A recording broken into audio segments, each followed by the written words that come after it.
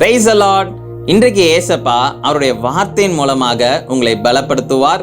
இன்றைய பலப்படுத்தும் வார்த்தை சங்கீதம் 147 அதிகாரம் 3வது வசனம். Psalm chapter 147 verse 3.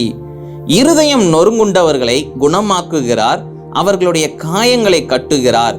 He heals the broken hearted and binds up their wounds. இன்றைக்கு உங்களுடைய வாழ்க்கையில சில மனுஷங்க உங்களை ஏமாற்றினதுனால இருதயம் உடைக்கப்பட்டது போல இன்னைக்கு காணப்படுகின்றதா?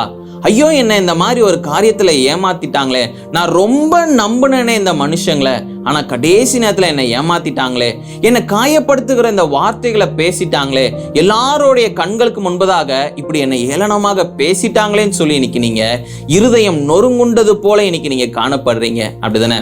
இன்றைக்கு உங்களுடைய வாழ்க்கையில ஏசப்பா ஒரு பெரிய மாற்றத்தை செய்ய போகிறார், ஒரு அற்புதத்தை செய்ய போகிறார். உங்களுடைய இருதயத்துல காணப்படுகிற இந்த வேதனையை அவர் நீக்கி போட போகிறார். இயேசுவே எனக்குள்ள நீங்க இறங்கி வாங்க, இயேசுவே நீங்க என்ன குணமாக்குங்கப்பா.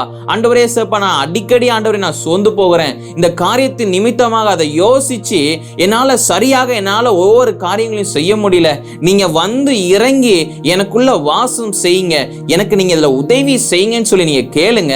நிச்சயம் ஏசப்பா உங்களுக்கு இந்த இருதயத்துல நீங்க நொறுக்கப்பட்டது போல இருக்கிற இந்த சூழ்நிலைகளை நீங்க இன்னைக்கு இருக்கிறீங்க, அதுல இருந்து ஏசப்பா உங்களுக்கு ஒரு விடுதலையை தந்து அவர் உங்களுடைய காயங்களை கட்டுவேன் என்று வாக்கு பண்ணுகிறார். அப்போ ஏசப்பா கிட்ட உதவி கேளுங்க. மனுஷங்க உங்களுடைய இருதயத்தை உடைக்கின்றது போல இன்னைக்கு அவங்க பேசி இருக்கிறாங்க, நிறைய காரியங்களை செய்திருக்கிறாங்க. இவங்களா எனக்கு இந்த மாதிரி ஒரு காரியத்தை செஞ்சிட்டாங்க, நான் ரொம்ப நம்பினேனே, இவங்க எப்படி என்ன இப்படி பேசிட்டாங்க அப்படின்னு சொல்லி நீங்க ரொம்ப நாளா நீங்க யோசிச்சு நீங்க வேதனையோட இருக்கிறீங்க. ஏசப்பாவுடைய கரத்துல நீங்க விட்டு கொடுங்க. ஏசப்பா, இந்த மாதிரி இந்த காரியங்கள் நடந்துருச்சு, என்னை இப்படி காயப்படுத்திட்டாங்க, நான் ஆண்டவர் ஏசப்பா எல்லாரையும் மன்னிக்கிறேன், நீங்க எனக்கு ஆண்டவர் ஏசப்பா சந்தோஷத்தையும் சமாதானத்தையும் கொடுங்கன்னு சொல்லி நீங்க ஜெபம் பண்ணுங்க. ஏசப்பா உங்களுக்கு சந்தோஷத்தையும் சமாதானத்தையும் தருவார். உங்களுக்கு விரோதமாக நிறைய காரியங்களை செய்த எந்த மனுஷங்க யாராக இருந்தாலும் எல்லாரையும் மன்னித்து நீங்க ஜெபம் பண்ணுங்க. ஏசப்பா நிச்சயம் உங்களுடைய வாழ்க்கையில பெரிய காரியங்களை செய்வார். நாம எல்லாரும் ஜெபிக்கலாம். எங்களை நேசிக்கிற நல்ல தகப்பனே, ஏசப்பா, இந்த நல்ல பிள்ளைங்க ஆண்டவரே ஏசப்பா சோர்ந்து போயிருக்கிறாங்க, இருதயம் ஆண்டவரே ஏசப்பா உடைக்கப்பட்டது போல ஆண்டவரே ஒரு சூழ்நிலைகளை இருக்கிறாங்க. நீங்க தகப்பனே ஏசப்பா பிள்ளைங்களை உதவி செய்யுங்க, விடுதலையை கொடுங்க, எல்லா கவலைகள் துக்கங்கள் நீங்கட்டும் அப்பா. ஆண்டவரே நீங்களே பிள்ளைங்களோட கூட இருந்து ஆசீர்வதிங்க அப்பா.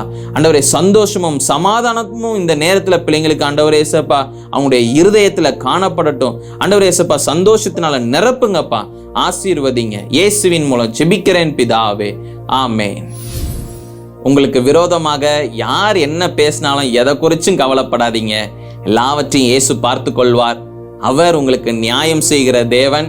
உங்களை ஏளனமாக பேசினாலோ இல்ல தரக்குறைவாக அவங்க அவமானப்படுத்துற மாதிரி பேசியிருந்தாலோ எதை குறிச்சும் கவலைப்படாதீங்க, எல்லாவற்றையும் இயேசு பார்த்து கொண்டே இருக்கிறார்.